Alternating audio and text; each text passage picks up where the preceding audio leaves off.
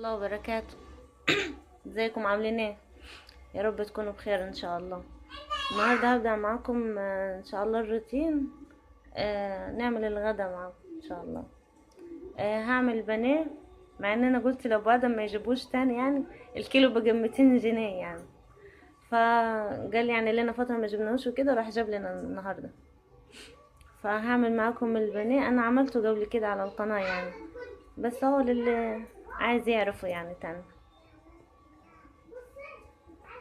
بصلة نفرمها في المبشرة في الناحية الناعمة خالص دي، عشان ما يتحرقش مننا البصل. يبقى بصلاية مفرومة خالص ناعمة. وهنا معانا بيضة، وهنا البانيه دوت. تغسليه في مية وملح وليمون او خل يعني. وهنا معانا توابل فراخ معلقة كبيرة، ويعني نص معلقة صغيرة كزبرة، ونص معلقة ملح صغيرة، نص معلقة صغيرة ملح على حسب يعني شوفيه معاك. وهنا سنة فلفل اسود كده، نحط دول هنا اهو على البصلة. وبعد كده البيضة،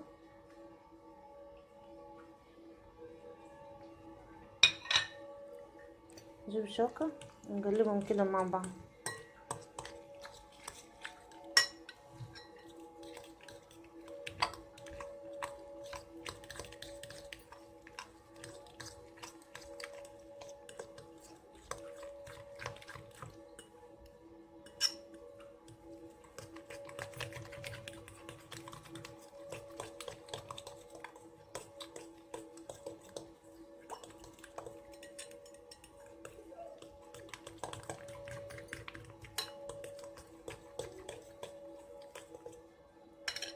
بس نجيب نص ليمونة ونعصرها في خل، عندك حطي مكان الليمون، لو ما فيش حطي ليمون عادي.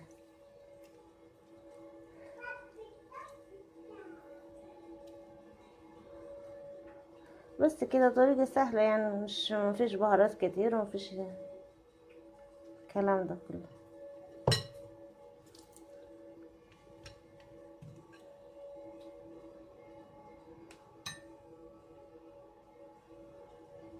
ده الجزء عادي، هو ميعملش حاجة، كده كده هيطلع يعني.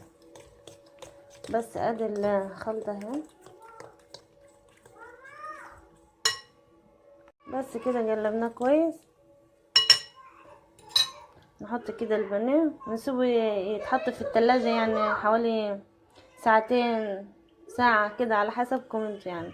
هو عادي يعني، طول يعني ما طولش عادي يعني، الطعم بيفضل معاه يعني. هسيبه معاكم في التتبيلة في التلاجة، وبعد كده بجوريهولكم. هبقي بالشكل دوت لما طلعت من التلاجة. وهعمل مكرونة بالصلصة معاكم. حطينا هنا على البوتاجاز طاسة فيها، حطينا فيها بصل.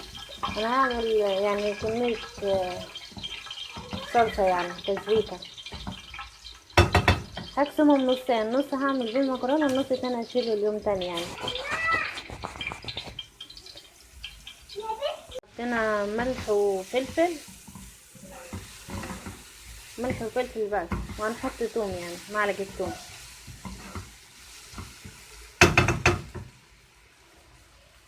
وهنا نجيب، انا بعمله بالدقيق على فكرة بيطلع حلو يعني مش وحش. نجيب القطعة كده ونعملها في الدقيق بس، ونقليها. نكون حاطين الطاسة طبعا على النار، بس تكون زيت سخن. بعد كده توطي النار زي كده.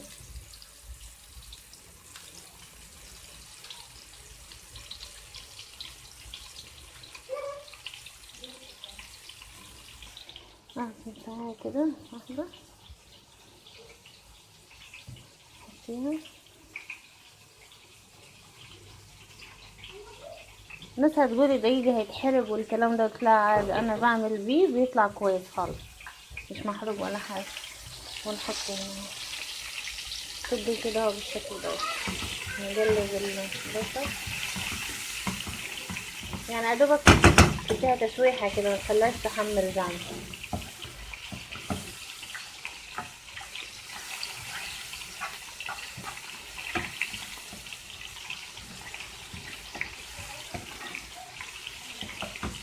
ماشي، هخلي دول اكمل بس عشان بعمل بايدي وفي الاخر اوريهم.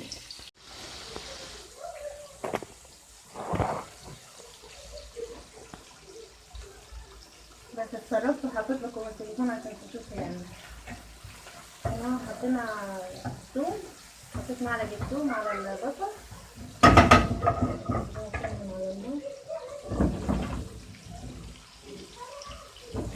حطيت الطماطم معاكم. لا مش معاكم، انا حطيتها قبل ما افتح الكاميرا يعني. حطيت الطماطم وتبقى بالشكل ده. بس بعد ما تبرد وكده هضربها في الخلاط بحيث ان البصل دوت يتفرم يعني ما يبقاش فيه بصل بقى. وادي البانيه، بس ما كانش فيه زيت كتير في الطاسه فانا حطيت شويه زيت يعني عشان كده بقى بالشكل ده. يلا يتعمل وأوريهولكم. وهنا سيبنا التسبيكه دي تبرد عشان هضربها معاكم في الكب بس تتفرم بحيث البصل دوت ما يبقاش في بصل يعني. هنا حطينا حله هنحط فيها سلق المكرونه.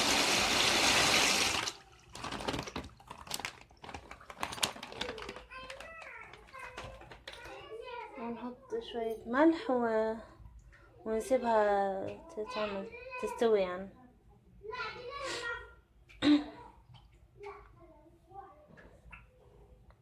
الله العظيم شكرا رسول الله.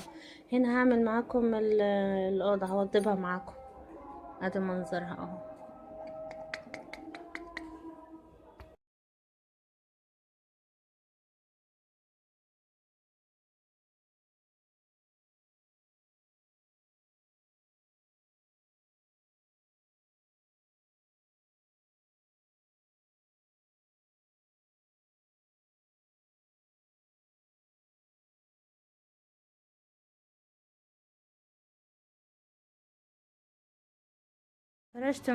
فرشت واحدة قبل ما اصور يعني. فرشت دفاية والتانية هفرشها معاكم دلوقتي. واللي هناك ده تلفزيون ودي سجادة. دي المخدات بتاعت الانتريه القديم فحطها فوق التلفزيون يعني لغاية ما اشوف لها مكان يعني. بس وهنا هفرش الدفاية التانية معاكم.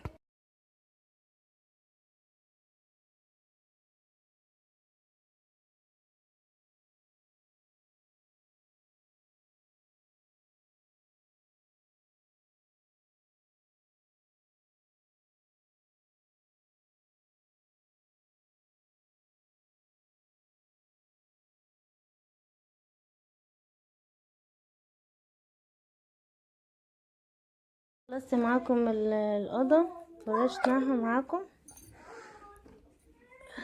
وفرشت السجادة اهو كده. ست جودي نامت حطيتها تنام. وده تربو حاطه فيه دوم للعيال. وكده خلص معانا الفيديو واقول لكم السلام عليكم ورحمه الله وبركاته. صحيح البانيه يعني بعد ما حطينا اتغدينا افتكرت ان انا ما صورتوش يعني فانا ما صورتوش الصراحه معاكم. نسيت ان انا اصور وكده يعني. بس هذا شكل الاوضه بعد ما خلصت. يلا السلام عليكم ورحمه الله وبركاته.